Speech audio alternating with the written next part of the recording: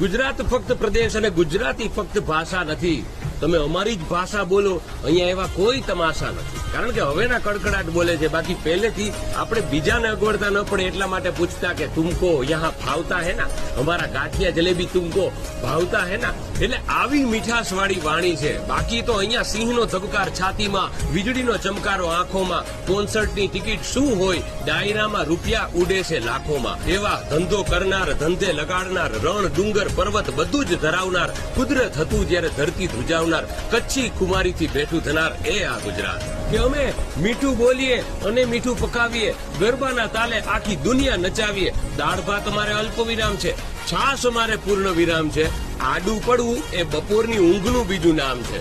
આ ખમતી દર ગુજરાત છે. અહીંયા દૂધમાં પણ કેસર, નામમાં પણ કેસર, કેરીમાં પણ કેસર, અને ધંધામાં જયારે ડીલ કરે ને તો સામેવાળો એટલો જ કે ઓકે સર. કારણ કે અહીંયા બધું વખણાય છે. ગુજરાતી થાળી, ગુજરાતી સાડી, માથે પાઘડી, કાઠિયા વાડી, આટલું જ્યાં બોલું ત્યાં ગજગજ ફૂલે મારી છાતી કે હું અને મારી ભાષા બે ગુજરાતી. જય જય ગરવી ગુજરાત.